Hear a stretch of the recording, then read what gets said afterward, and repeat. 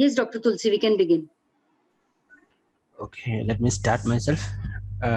Respected dignitaries and their participants, I would like to invite all participants, all members from NDIC, Incense, SID, Venture Center, importantly, Dr. Premnath, the speaker, and Anmol Jagaste to this webinar.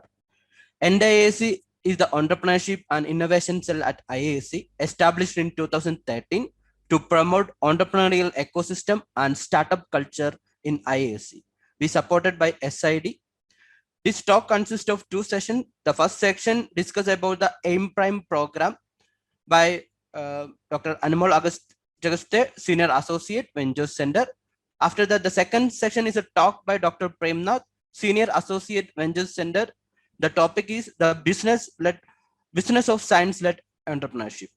Once again, I welcome all of the participants to this event, and I welcome Dr. Tulsi to introduce about the Incense. Thank you, Nobin. Welcome all of you. Trust every one of you doing well, healthy and safe. Please make sure you are safe in your surroundings. So today's, I would like to introduce about the 3 incubators that we have at IISc, the SID, the oldest one. In fact, the SID, Society for Innovation and Development, is the outreach arm of Indian Institute of Science for any industrial or other outreach activities. For the purpose of SID is to translate the research from IISc into the societal benefit. And SID has 3 main programs: Core, Time Square, and STEM. Core is for targeting the large industries or large companies, and Time Square is for MSMEs, and STEM is for the startups. Within IISc, within SID, we have 2 special focused incubators supported by Government of Karnataka. One of them is CPD Med for medical technology and geriatric healthcare. So they have all facilities for all kinds of testing required for medical technology and geriatric health. Incense is a nanotechnology focused incubator, and we are located within the Center for Nanoscience, popularly known as SENSE in IISc. This is an interdisciplinary department, and in Incense we have about 14,000 square foot of fab, which is clean room for the fabrication of the designs of the nanotechnology chips. And we also have all kinds of characterization facilities, be it optical, mechanical, or electrical, that our incubators could make use of that. So with that, I hand it over to Mugdha, Dr. Mugdha, to introduce about Venture Center, our partners in this event. Yeah. Thank you, Dr. Tulsi. Nobin, can I request you to stop screen share?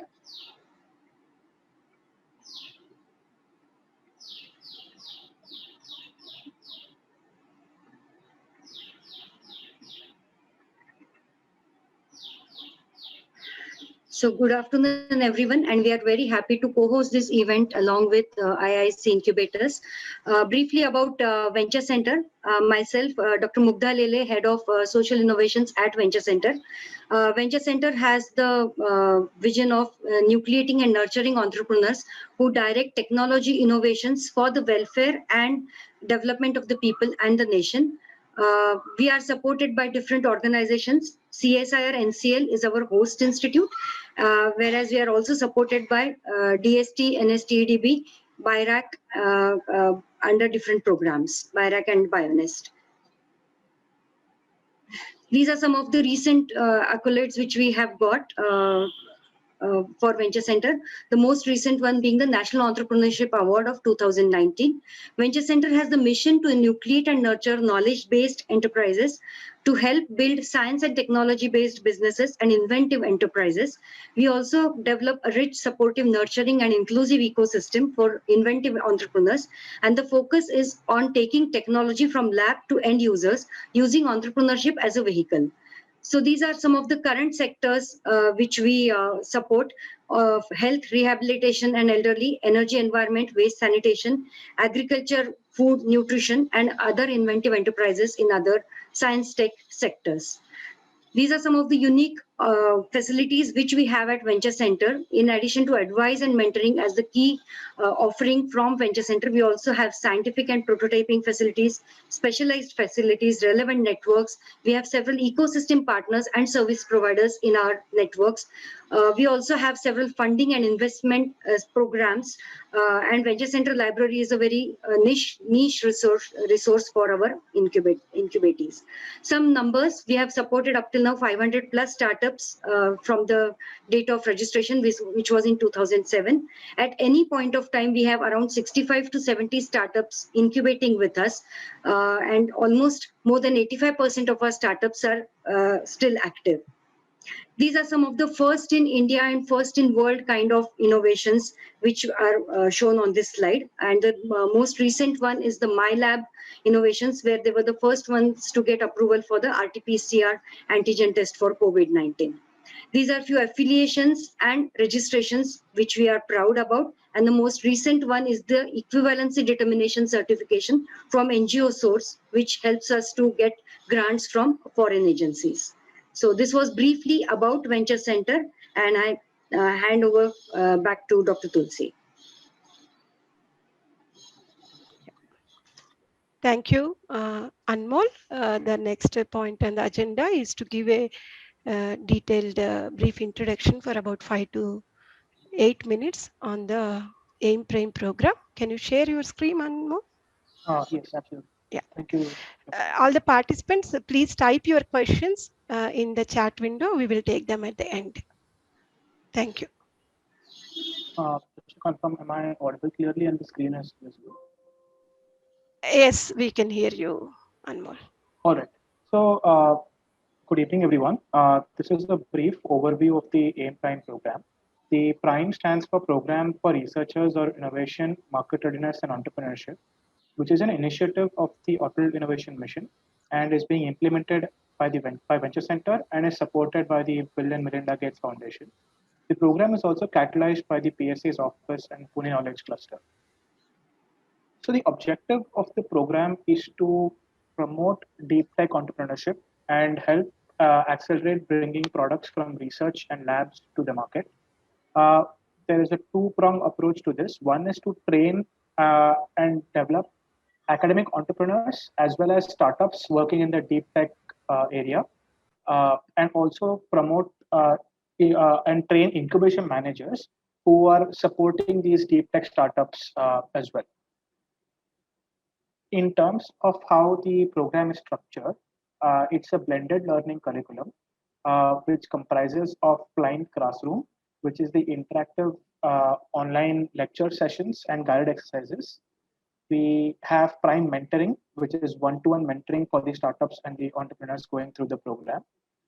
So it's a 9-month-long program that's structured into 3 months of classroom learning, which adds the lectures and the exercises, and 6 months of one-to-one mentoring. Through this 9 months, we will also have access to the Prime community, which is a peer-to-peer learning system, where we'll be introducing the cohort to various experienced mentors, serial entrepreneurs, and senior incubation managers who have worked in the deep tech startups before. And we'll also be having live projects that are going on through these 9 months. As also part of the program, in addition to the classroom and the classroom sessions and the mentoring, we'll be also developing and sharing several resources focused on deep tech entrepreneurship. One of them is the Prime Playbook, which is designed as a end-to-end guide for an entrepreneur to navigate how to start and grow a deep tech startup. It has various toolkits and video and text resources. We'll also be giving access to Prime videos, which is a series of collection of the lectures that will be conducted in the program as well, along with Prime Library, which is a collection of a curated list of resources on various topics for deep tech entrepreneurs.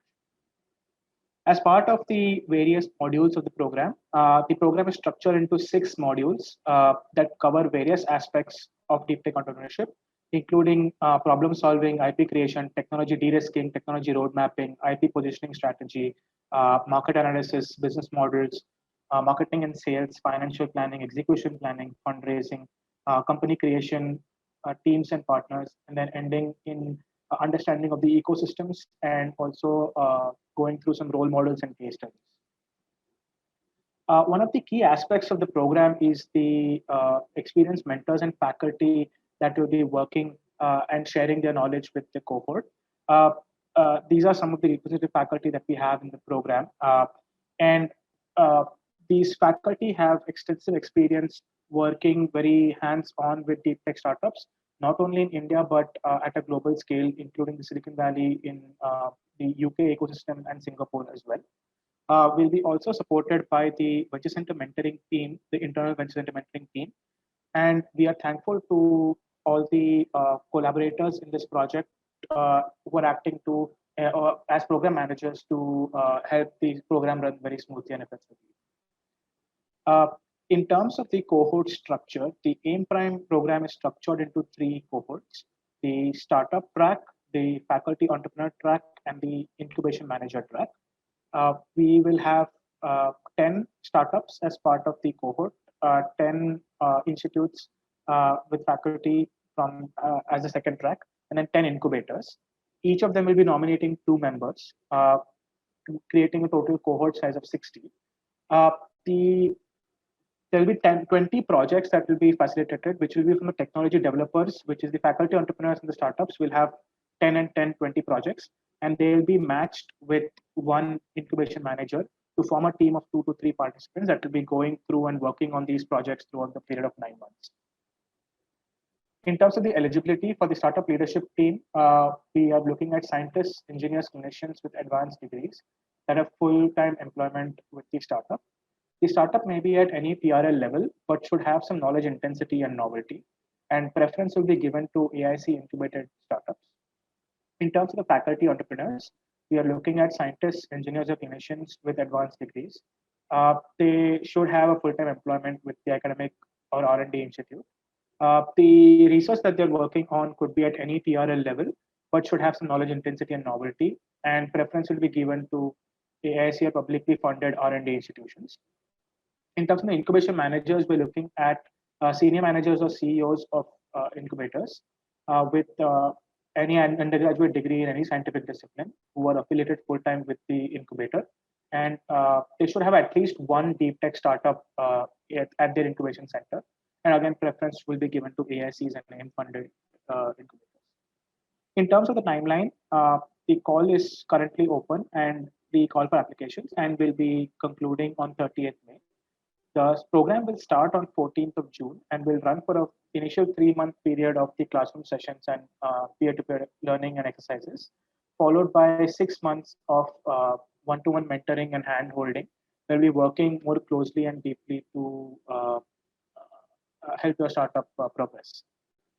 All of the information and more information about this program can be found on the website, primeprogram.in. So this is just a brief view of the website. And up top here, there's an apply button, or there's an apply now button here as well, which if you click, it will take you to a simple Google form. The form is pretty self-explanatory and asks for details like the name of the head of the organization, a little bit about the organization, the nominated participants, and their contact details, and a few other questions. So if you fill this form, and in addition to filling this form, we require 3 documents from you that have to be emailed to the given email address. One is the nomination letter, which is from the head of the organization stating that the nominated participants will be participating and what is the association of these participants with the organization. We're also looking at an organizational slide deck and the resumes of the nominated individuals. So if you fill out this form and share these 3 documents with the given email ID, that would complete your application for the program. So with that is a brief overview of the Prime program.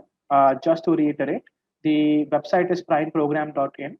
The last date for application is 30th May 2021, and there is no fees charged to participate in the program. So that concludes the overview of the presentation, overview of the AIM Prime program. So back to you, Dr. Tulsi. Thank you. Thank you, Anmol. So can Nabin, are you going to share the screen? Yeah, okay.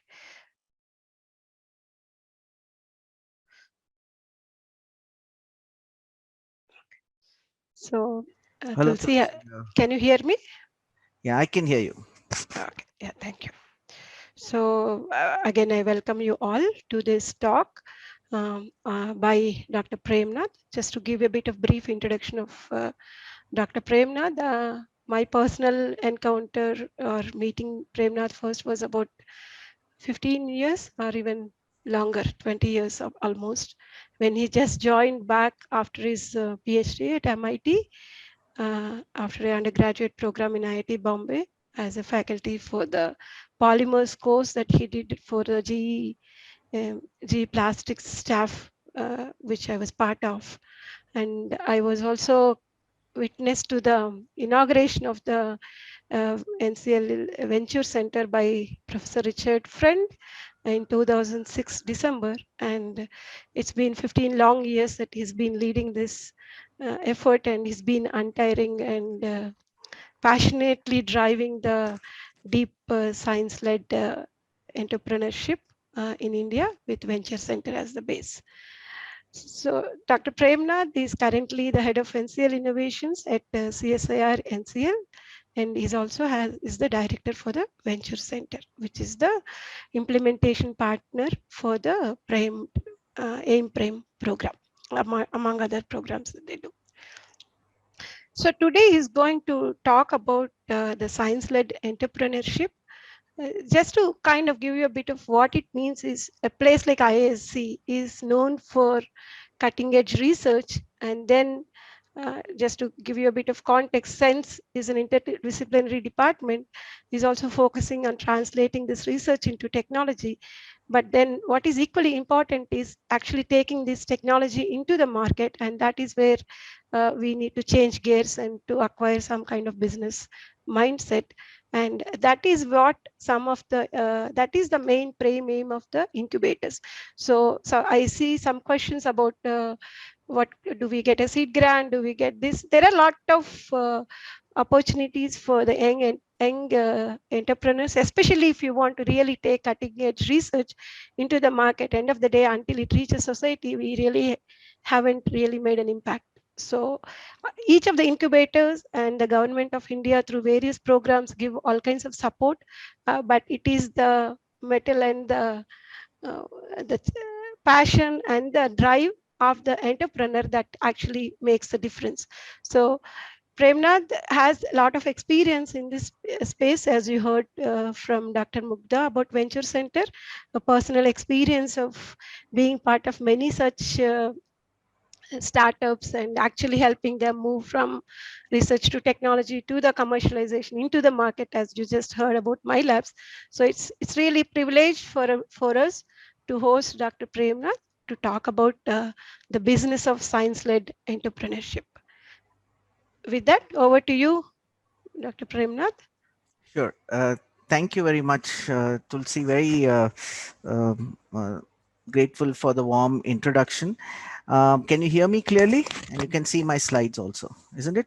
Yes, we can do. Thank you. Okay. So first of all, it is, of course, always a pleasure to speak at ISC Bangalore. When I talk about science-led entrepreneurship today, I don't want to make it look like something very difficult. It is not. Actually, it is very simple. And I don't see it as something that should be a barrier for the academic community in ISC Bangalore. But that said, what my observation has been is that it's more a barrier of mindsets, orientations, and so on and so forth, and not really one of mechanics of science-led entrepreneurship. So my plan today is to try and talk about the simple, give you a very simple understanding of science-led entrepreneurship, and then give you a few messages, especially aimed at students who are students of science getting into entrepreneurship or exploring opportunities in entrepreneurship. So that's what my plan is for today. So the title is The Business of Science-Led Entrepreneurship. Let me just give you a little bit of background about myself. I actually am a technology developer myself. I'm a very passionate technology developer. And one of the reasons I got into all of these things is because it was very frustrating to see laboratory science getting created and not ending up anywhere. And one of my passions is biomed engineering. And as a biomed engineer, I find it very, very annoying that I'm never able to reach the patient. As people who are developing science and technology, I think one of the greatest sources of satisfaction is being able to see your science in use. And that is the reason that we began all the effort to build something like the Venture Center, create an ecosystem which is conducive for technology innovation, and also work with everybody, whoever wishes to try and take science and engineering to end products and put it to use for the benefit of the people. My first experience with technology development goes back to when we developed materials for total hip and knee replacements. And today there are more than 1 million implants implanted in patients which have something which I developed many years back. And that has been a great source of satisfaction and also inspiration. And I, of course, would like to do many more. We tried something similar, something little different for maxillofacial implants in India, which was licensed to a company. But I didn't feel that I could realize the full potential of that technology.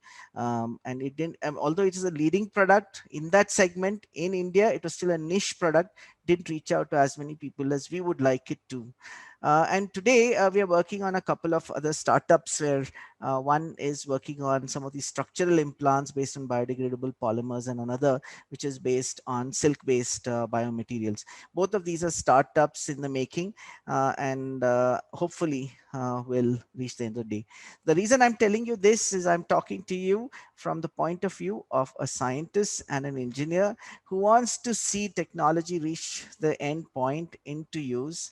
And I would like to share with you some of the insights that I have learned along the way, and also try and convince you that it is worth doing. See, all of you are great at science. At ISC Bangalore, probably the best of Indian science resides. But, you know, we must admit that we are not taking enough science out into the market and be able to convert them into products and services. And it's not just merely frustrating for people who want to develop products and build businesses, but also for scientists who are not able to see their results, their ideas reach fruition compared to, say, many other peers in some of the developed economies and the better ecosystems around the world. Okay, so let's begin with that. So I'm going to talk to you a little bit, a very simple look at business, try to explain to you. My understanding is there are many participants here from the entrepreneurship cell of ISC Bangalore, and as well as some of the people associated with the incubators. So I will try and direct it in that direction. So we'll talk a little bit about business, more specifically a form of business called entrepreneurship, and then talk about how innovation is so critical to such businesses. We'll talk a little bit about where science fits in and how does it shape technology, cutting edge technology, and a little bit about invention, which forms one type of innovation that people talk about, and talk a little bit about science-led entrepreneurship itself, and I've closed with a few lessons for scientists and researchers. I'll request Mugdha to please alert me a couple of minutes towards the end so that I don't go take too much extra time. Right? Sure. Yeah. So let's talk first about business, entrepreneurship, and innovation. If you look at every business that you come across, no matter however small, however big, invariably they will be all solving a problem or meeting an unmet need. You know, in different ways. There will be somebody who is, say, supplying a fuel, somebody who's supplying milk, somebody who's supplying grocery next door, somebody is bringing it to your home, somebody is supplying transport solutions, whatever it is. So there's a need that you have and somebody's provided a solution for it.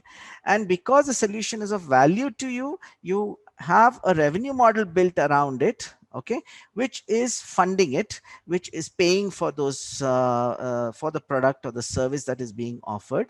And that revenue model has to basically fund the cost of operations and growth for the company.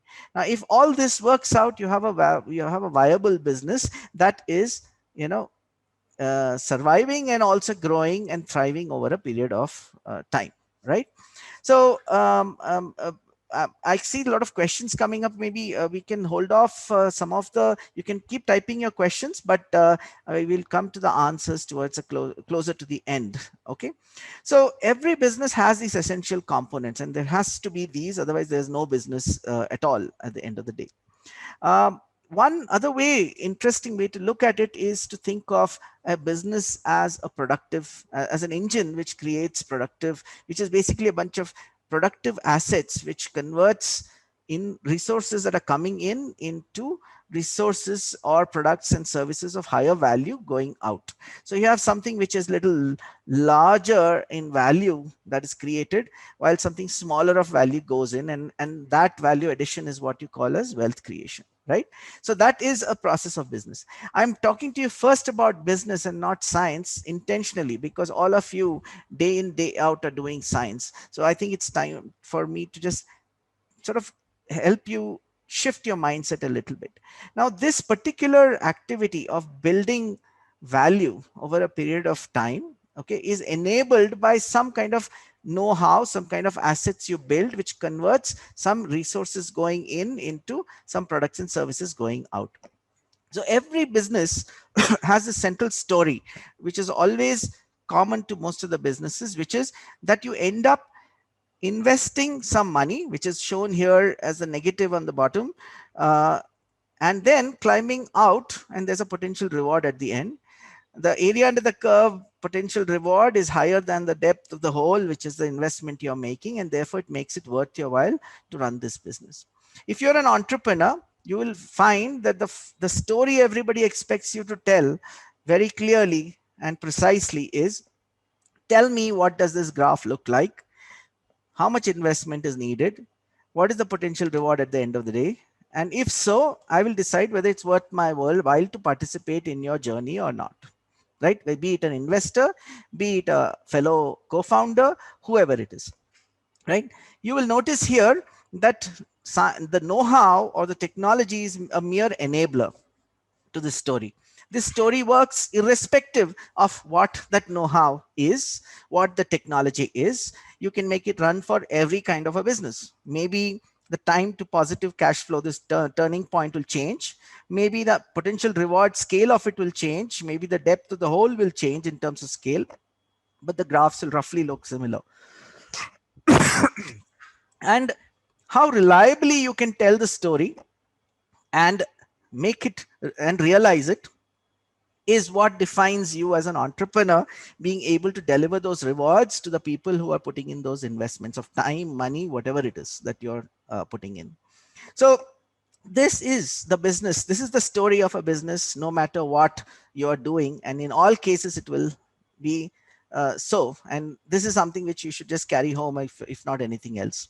For many of us, you know, we are very keen on something which has, especially the businesses which create a lot of social impact. And I too am keen on that. And I find that very fascinating, that business can result in so much social impact. For us, the role model in Venture Center for Social Entrepreneurship is Amul. By the way, it's a for-profit company. Okay, it makes profits, it earns good income for all its dairy farmers. You know, as consumers, you all benefit by quality products at a lower cost. And this is such a fascinating story of a viable business which also delivers social impact. So how does that work is the next point I just wanted to talk about. So if you look at social enterprises, the only difference is the story remains roughly the same. There is an additional y-axis that comes up, which is called impact. Note that the first y-axis is always money. Okay, it is never impact. Okay, it is money first, because everything has to work sustainably. And after that, you're also showing impact. And because you're showing impact, there are many more people who are interested in this whole enterprise that you're taking on, may be willing to invest in different terms than what they would do in a commercial enterprise, maybe invest their time, money, efforts, whatever it is, they're willing to do for this particular business, because the whole goal, the social impact goal, excites them. Okay. Now, let's talk a little bit about what I call as entrepreneurial businesses. Entrepreneurial businesses, or what many of you call as startups, are a type of business. It's a type of business which, of course, has to meet all the other three requirements I told you before for other businesses. There is a problem that is solved, there is a revenue model, and you have to earn, you have to meet your cost somehow. Okay, whichever way it is, for growth and for cost. Okay.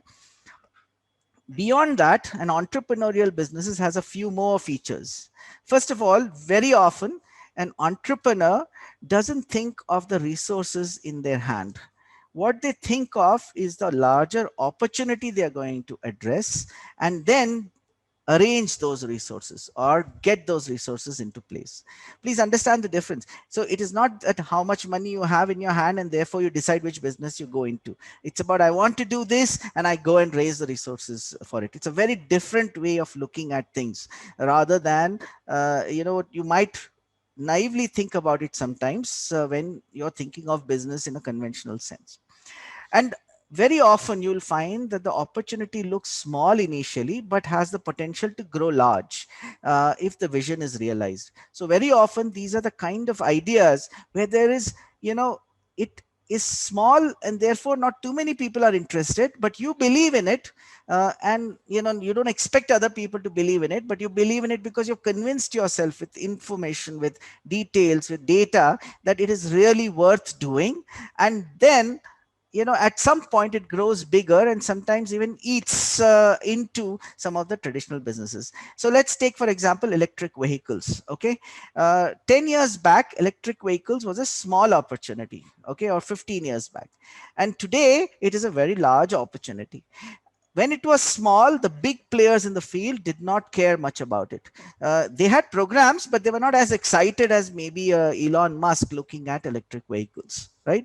Today, the game is different. So it's a small opportunity becoming big. And because it is of that nature, it is also invariably scalable. The business is scalable. It has to grow very rapidly into something much bigger at some point. You may not see it initially, but it will happen later. In a company like Flipkart, for example, you will find that initially it's just about books and not too many people are interested. Much later, you realize that the whole story was actually about capturing a large part of the e-commerce market in India. Okay, that is a much bigger story, and it basically disrupts all the existing players in that space, right? And you will find that because it is forward looking, it is looking at an opportunity in the future. There's always an innovation of some kind built in behind it, where either it's a business process innovation or a technology innovation or both, right? And foresight is very often key. Now, as scientists and engineers, the moment I say foresight, your eyes should light up, because as scientists and engineers, this is a great opportunity because you are at the cutting edge. You're looking at things evolving in real time, and those are elements which are going to shape the foresight. Those are things which will give you foresight to look into the future, and it's only a matter of you seeing it in advance, you buying into it, and you believing in it and pursuing it over a period of time, right? Innovation is actually in economics is defined very differently than the common language ones that you might be used to. So innovation, this is by Schumpeter, who is a famous economist, who was a famous economist, who said that innovation is the market introduction of a technical or organizational novelty, not just its invention. So technical it's a market introduction. Remember that it's very important that it has to hit the market. Otherwise, it's not an innovation. It's merely an invention. Okay, at best. And there are two types of innovation he talks about, one technical and one organizational novelty. So here I've given you an example. So clearly, for example, the Pfizer BioNTech vaccine is an example of a technical novelty or an invention, right? Uber, on the other hand, is an organizational novelty. It's a business process innovation. They might have come up with technical novelty items later, but the original and the major idea here is an organizational novelty. And both can result in an innovation. Both are possible innovations which can result in a business and in an entrepreneurial business in the front end, right? So let's talk a little bit about now science, technology, and invention. All of you most of you probably are scientists and engineers who are pursuing research of some kind or the other, or studying in courses which have a strong research tilt. So many of you would probably recognize this thinking. So there was a book called Pasteur's Quadrant, which of course is a little, as you can guess, the author is tilted towards what's called the Pasteur's Quadrant here. And a central chart out here is the y-axis, which shows a quest for fundamental understanding and consideration of use in the x-axis. You will find that on the left corner is somebody like Bohr, who's pursuing basic research. But remember that all that basic research could still result in technology, but maybe far out in the future, and perhaps something which you cannot conceptualize right now. And it has happened. For example, the GPS, which depends upon the relativity theory of relativity, and that is something which also works. Now, and then there are those at the right bottom corner of Edison, who was very focused on use. In fact, he was famous for saying that he wouldn't bother to invent anything which could not be sold. Okay, and that was his way of looking at things. And then on the right top corner is Pasteur, who blended the two in what is called use-inspired basic research, according to this book. But all said and done, all scientists would want to see their science be noticed and be put to use, and put to use either for creating new knowledge or for solving problems, right? So let's take that, let's be very clear about that. And that excites all of us as scientists and engineers, and that is clearly a motivation that we would want to pursue, right? Now, when you talk about technology, I have a very simple definition for it, which is that a technology is merely about putting a problem and a solution together. You will find that when you discuss science, when you study science, you're talking about studying the pain or the problem on one side, or creating toolkits of solutions to solve the problem. And this might happen in different time frames, different locations, different people doing it. And then there is somebody else who might come and put it together, maybe 10 years later, 20 years later, to create an invention which is based on some of these tools that you might have built, or an understanding that you might have built. And that, when that technology has an element of novelty, you call it invention, right? That's as simple as that. Now this is the element of technical novelty that I talked about, which I'm telling you a little bit about. But in practice, you will find that taking a product to use and putting it to market is very often a very long process. By the way, innovation is never such a linear process. I'm just simplifying it, oversimplifying it in some ways, but it's the early part that most of us deal with, where we look at problem definitions. We study a problem in great detail, a disease in great detail, for example, or a solution. We create chemistries, new chemistry, new molecules to do drugs, for example. And then there is a technology idea. We might build something together and put it together. But then that's where the big journey starts.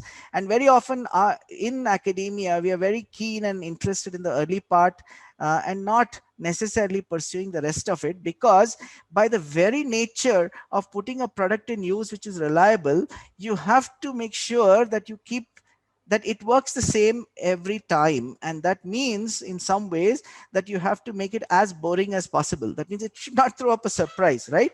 Let me give you an example. Imagine an aeroplane which was to behave differently every day, right? You would hate it. You would want an aeroplane which behaves the same way every time without any surprises. When you want it to land, it lands. You wouldn't sit in an aeroplane which behaves funny every time. But that takes enormous efforts to take it to a product in use. And that gap is what we very often find, that industry is very often interested in coming late. And by the way, even in the US, that has happened now. In the last 20-30 years, this gap has widened. And in India, of course, it's always been wide. So question is, how do we close that gap, and how do we build products? If you want to really take it out to end use, how do we close it? Or we cannot be waiting forever as scientists and engineers to make that happen. So let's go and do something about it. And that's where my motivation for startups comes in. So in my opinion, startups are great vehicles to bridge this gap.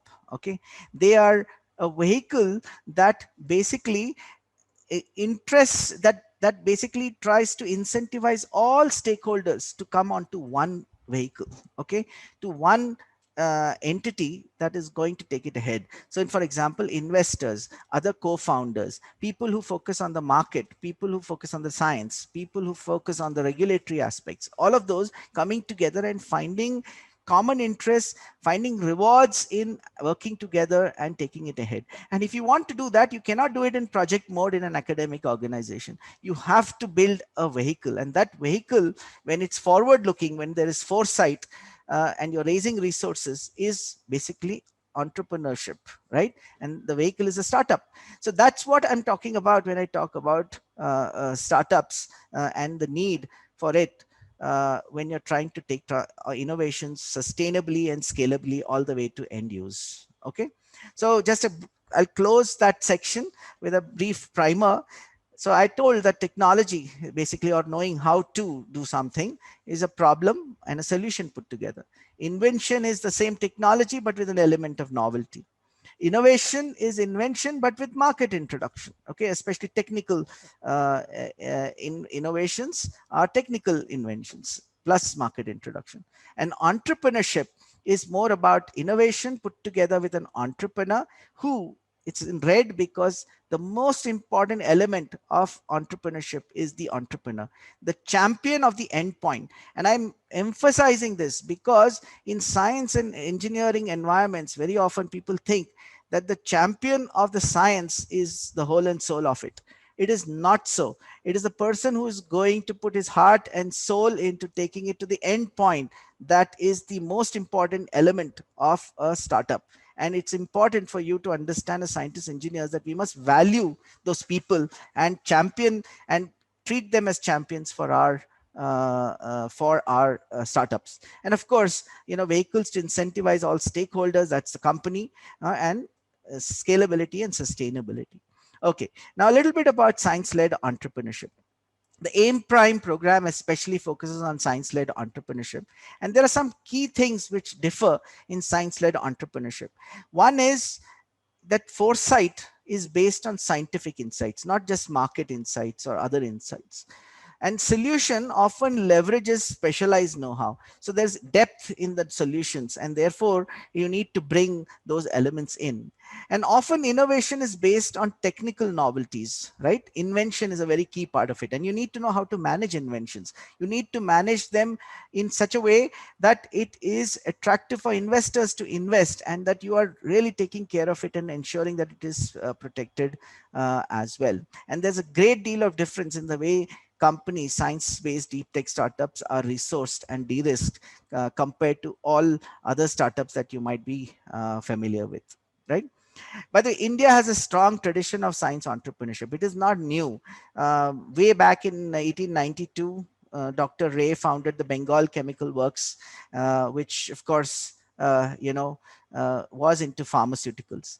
But today also you can see that this is the norm. Okay, if some people may not understand that today, if you want to take cutting edge science to to use, you very often have to rely on vehicles like startups.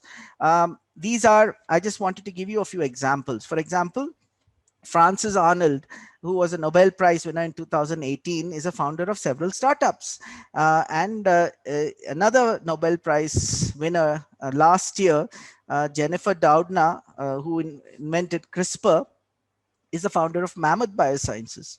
Of course, the COVID mRNA vaccines, the two people who spearheaded it, Sahin and Turesi, are both scientists, entrepreneurs.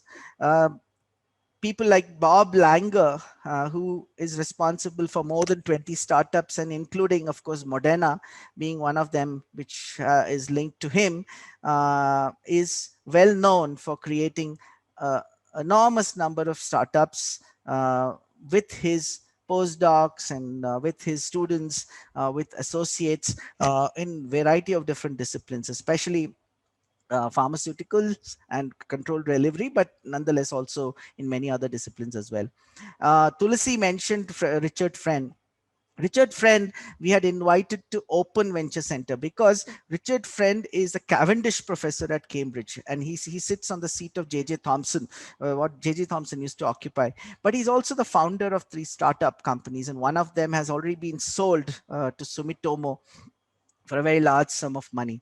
And he also talked about the importance of how it is necessary to look at the aspect of taking things to end use and market, and not merely be satisfied with just the immediate publication that comes out of the work. And of course, Amar Bose, many of you are big fans of Bose speakers, and Amar Bose was a professor at MIT who developed the Bose Corporation. And today, incidentally, MIT is a major shareholder of Bose Corporation, thanks to the gift from Amar Bose to MIT.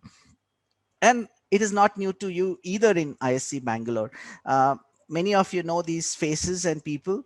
Vijay Chandru, of course, building Strand, and of course Chandi Nair, building Big Tech and now part of MallBio. And this was a picture when he visited Venture Center and spoke, and when in better times, pre-COVID days itself. So these are role models available to you in your ecosystem itself, and this is not new per se. And in Venture Center itself, we have been working on a variety of different startups, supporting them in a very different domains, who are doing first in world, first in India kind of ideas. There was a mention of MyLab, but this on the left top corner is the first citywide demonstration of organic waste conversion in bio-CNG. Okay, sorry, was there something? Yeah. Okay, so and many more of this kind. So I will leave this and I'll just close with a few lessons. The first thing I want to tell you is if you want to build technologies and to take them to market, it's very important to be dissatisfied. It's important to not be happy with status quo and look at problems and solve some of these. But it's actually just called to you. That's all. Sorry, can I request somebody is on, needs to go on mute.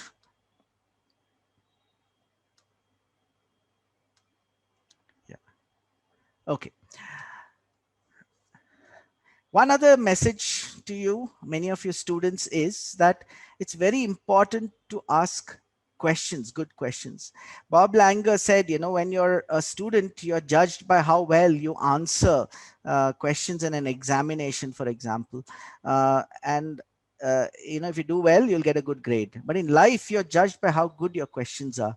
You want students and postdocs to transition from giving good answers to asking good questions. But that's true even for technology development and for building scientific enterprises. Yet another thing which I want to tell the experts in the audience that have a beginner's mind. You'll often find that many of these startups work on topics which initially look as, you know, something which everybody will write off as not possible. And it's very important to realize that in a beginner's mind, there are many possibilities. In the experts, very often there are few. And it's important to understand that not only when you're building your own enterprises, but also mentoring some of the young people when they are building some of these startups as well. And of course, creativity is something which all of you enjoy, and many of you are masters of it, but it is not trivial. It's not about just connecting the dots in boring ways, but sometimes in ways which are unanticipated. And that doesn't necessarily come from systematic study. It comes from imagination, which is very different than what we are normally taught in colleges.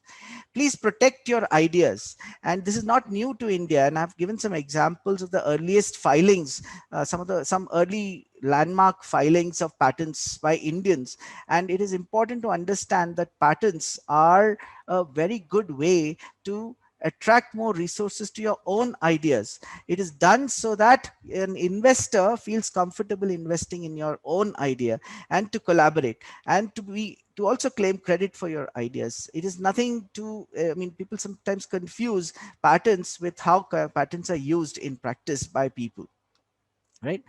And so please also realize that patents are a system by which all the knowledge actually goes out into the open domain, into public domain. And so it is quite important that not only you you protect your invention through patents, but leverage them to raise resources, take them to the market thanks to those resources, but also realize that it is out in the public, and therefore there will be many more people building on it as you go. And that's the deal that you have struck with the government when you get a patent. Okay. But curiosity aside, I want to request you to think about the satisfaction that you can get when you empower people with solutions, when you build technologies which actually transform people's lives. And that is the excitement that many entrepreneurs learn or are actually enthused about. There's also this joy of building science and engineering based economies, of building an innovation economy for the country. Places like, if you look at the US, both the East Coast and West Coast are largely due to the research activities in many of the institutions in those two areas. But innovation is a team sport. Okay, it is a marathon and not a sprint. And I have a reason for putting this picture up. On the left, you have Usain Bolt running the 100-meter dash, and many of us are used to doing this in life. And in the right, we have Kipchoge running behind an army of 43 world-class athletes. Remember that as a scientist entrepreneur, you might be one of those army out there facilitating your star entrepreneur to win the race. Okay, and to finish it and to break a record. You may not be the person in the white bunion there or the white dress out there, but the one in the black dress out there. And that is an understanding which many scientists need to, they find it very difficult to absorb. They want to be the star, the person in the white dress in the middle. Yeah. And of course, technology foresight is key. These pictures are, by the way, going back 25 years in the early days of wearables, 30 years now, the early days of wearables. People are walking around with this. Today, you see it in sleek forms, but this is foresight. You have to imagine the future and make that happen as we go along. And imagining the future is a very important part of science entrepreneurship. Thinking about possibilities which everybody may think is not possible today, that one day nobody will own a car, is the basis on which many of your taxi services are there today, or or that one day you'll have only 100% renewable energy, or that you could do a vaccine development in 6 months, or that you could have a privately operated space industry. You'll recognize all these are stories built 15, 20 years back, which are today, reaping rewards today as science entrepreneurs, science startups, which are delivering results at this time. I also want to point out that many people wrongly assume that what is the main motivation for entrepreneurs is money. It is not. In practice, the biggest motivation for entrepreneurs is actually realizing one's full potential. Typical entrepreneurs want to realize their full potential, and they are not satisfied with what they are doing elsewhere and think that they can do much better for themselves. And that's the reason that they build many of these startups. And there's a mission very often, solving a problem. And very often it has a personal story to it. There is a story about which has from their own personal life, which makes them do what they do, because it's a lot of hard work. And to make that happen, it takes takes a lot of passion, a lot of commitment, and that comes from deep inside and not merely an aspiration for money. But of course, money is always good. I would love to see scientists and engineers being very, very successful financially as well. But it's a happy byproduct, and it's not the main purpose of entrepreneurship. I'll close with this final slide. All that said, you need an innovation ecosystem to support you. And that's where incubators such as Insense, SID, and CPDM Med come into play. Very often you will find that the ecosystem has gaps. There are holes. If you want to cross a pond of this kind, the stepping stones are missing. And those stepping stones is what many incubators try to fill in. They're trying to build an ecosystem that helps you cross the pond and therefore help you succeed. So explore that. Talk to the incubators in your ecosystem, and also leverage programs like AIM Prime to try and see if in your journey, in your mission, people are able to help you reach there. And at the end of the day, we all want to see many more dreams come true, and people realizing their full potential as entrepreneurs, very much like maybe Vijay Chandru or Chandi Nair, right? So I'll stop here. Thank you very much.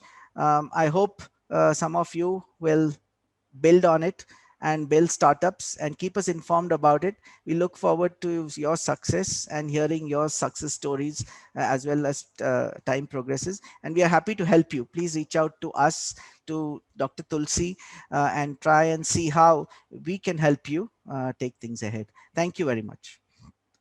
Thanks, Dr. Premnath.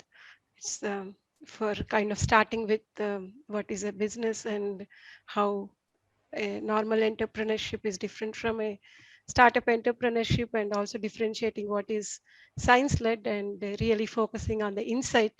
And that is what is the entrepreneurship.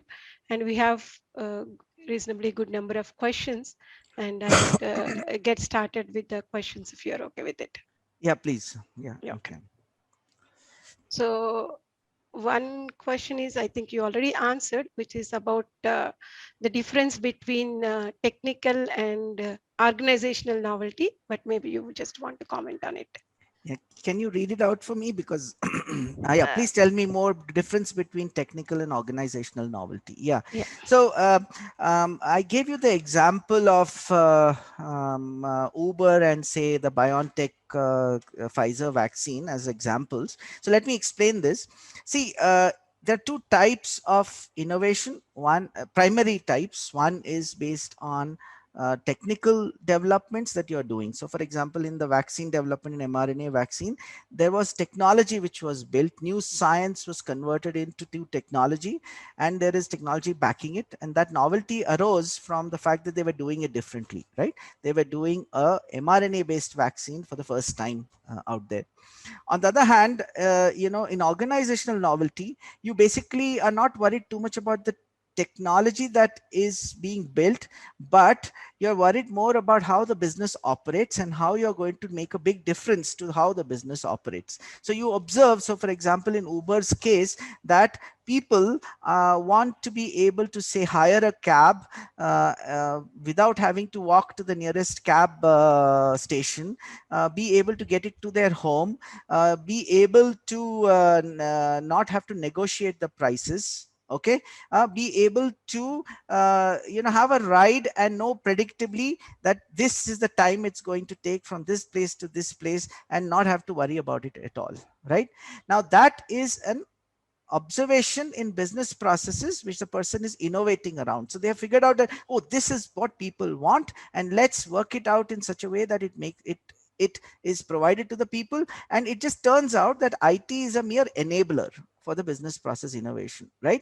On the other hand, there is new science, new technology, inventions coming up in the case of the vaccine. So that's the two different things that I was talking about. Next, we can go to the next question, please. Yeah. So there are questions. I will combine two questions, Premnath.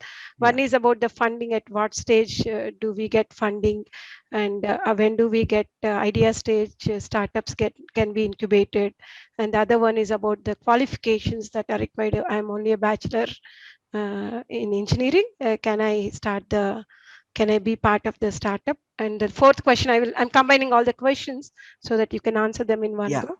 And the fourth question is, I don't have an idea. Can I join a startup? Yeah. So, so by the way, first we will talk about irrespective of the AIM Prime program. Okay. And then, so what you can do, right?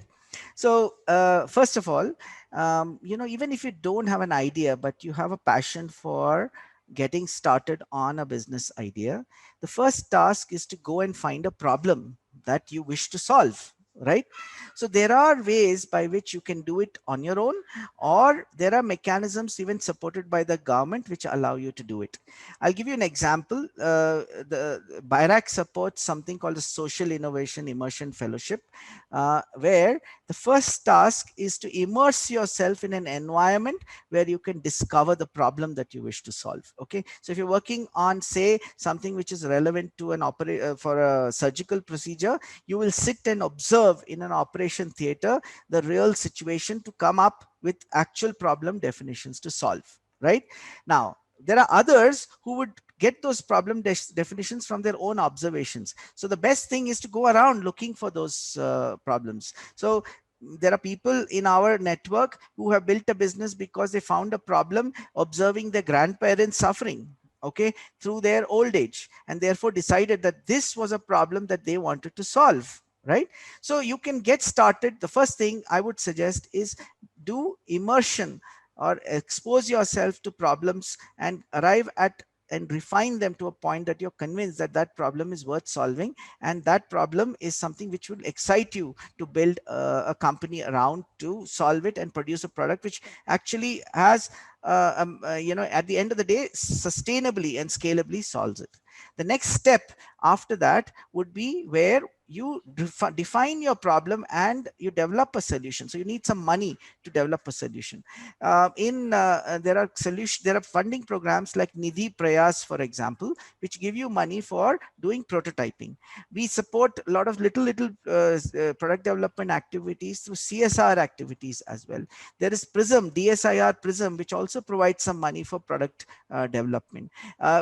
Biotech Ignition grant of BIRAC provides you up to 50 lakhs for proof of concept work to validate your proof of concept. So if you have a solution to propose and you think there's a way you can prove that it works, there is money available for you to do that.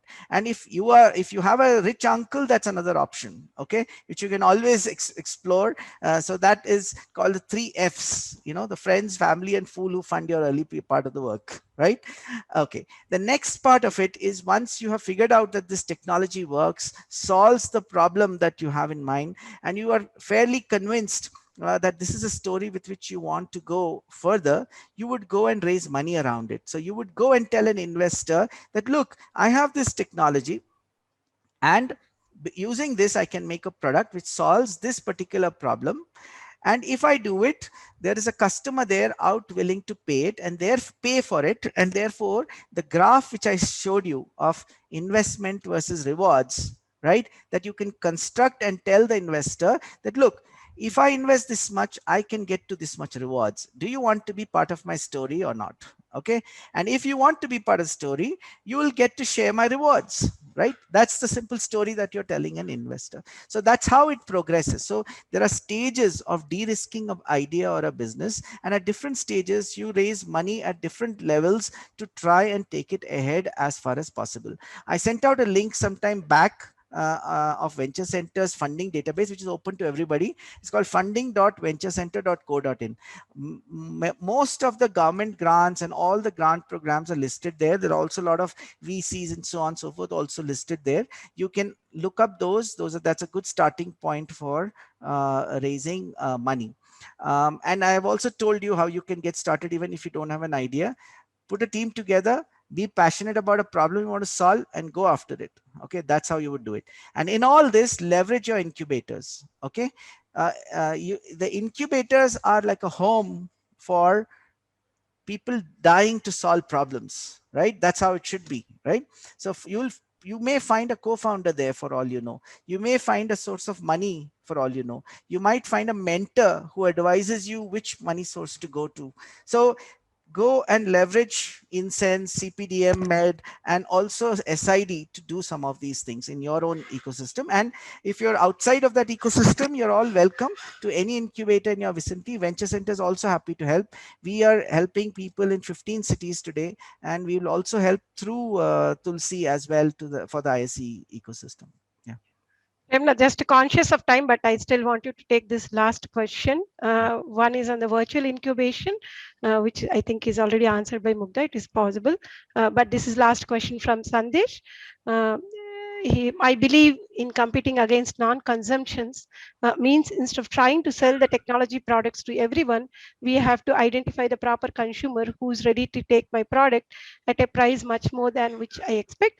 But it is so difficult to find that niche customers. Please give some input on that.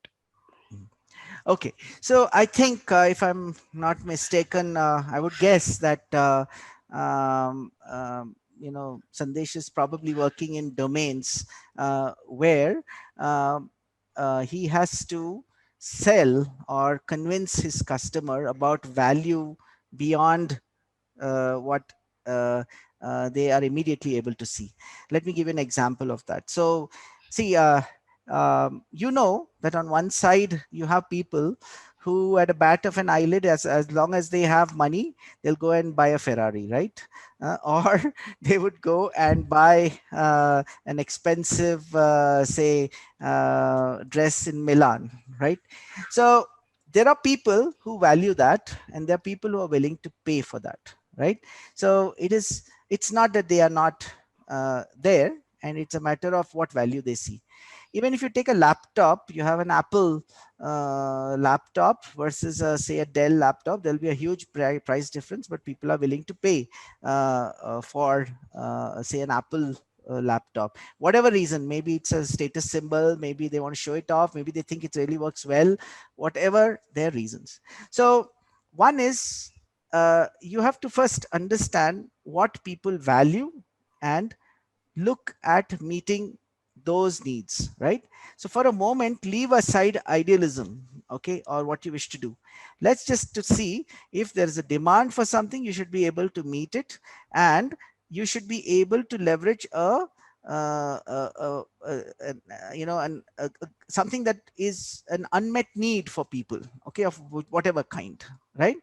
Now, when it comes to certain things, like for example, if you're talking about, say, a polymer for plastic bags, okay, which is degradable, right?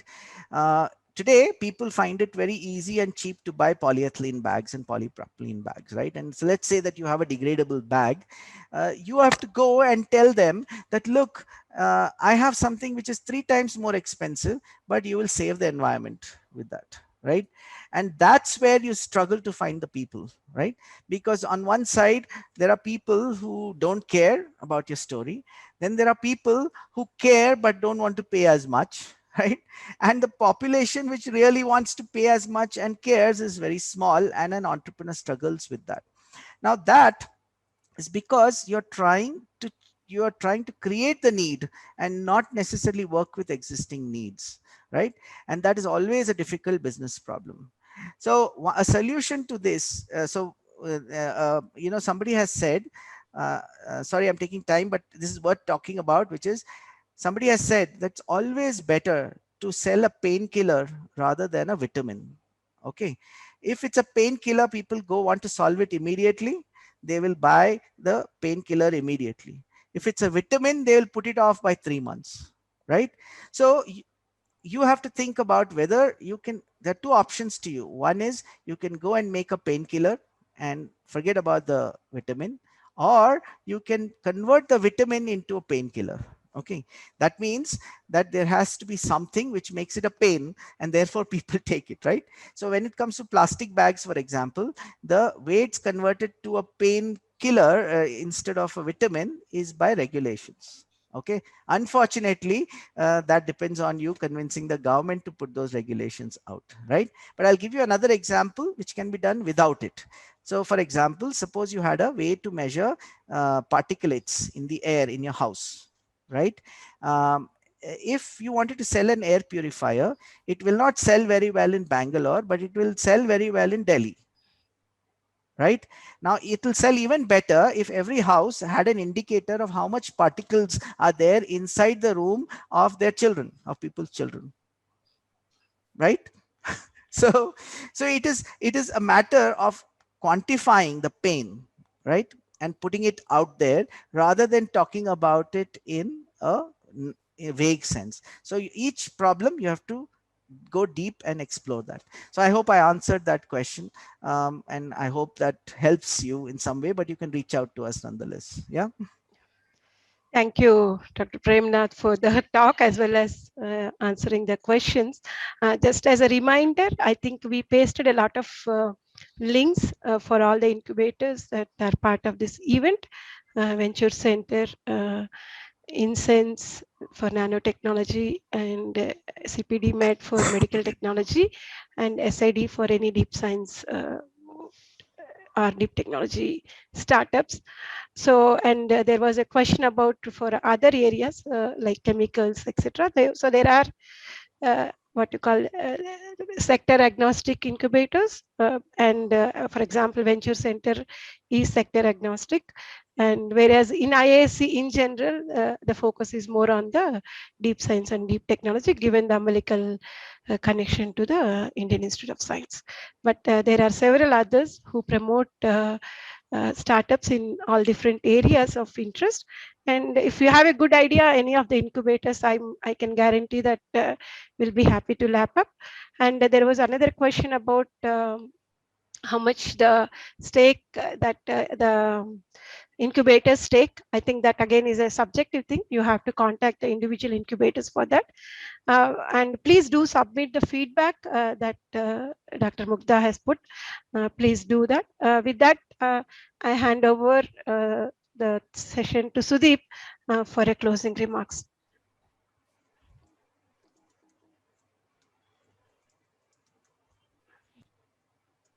Sudeep, can you unmute? We can't hear you, Sudeep.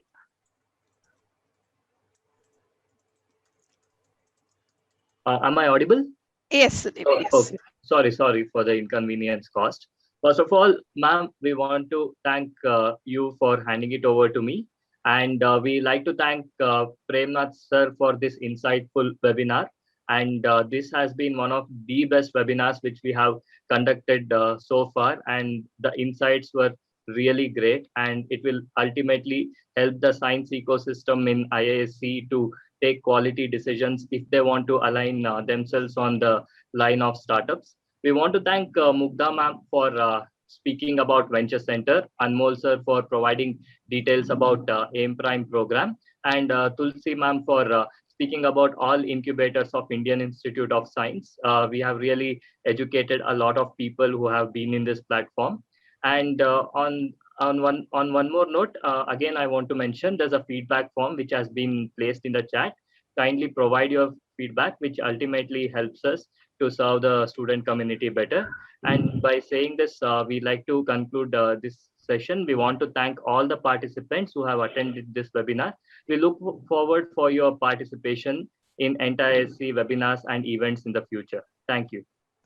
Not you forgot to thank Nobin, and of course thanks to you. I also want to thank Nobin. She's the president of Entrepreneurship and Innovation IISc, and who also took major responsibility in carrying forward this event. A big thanks to him as well. Okay. Yeah. Thank you for organizing it. Yeah. Thanks a lot. See you. Thanks everyone. Please do reach out if for further questions. Thanks a lot. Bye.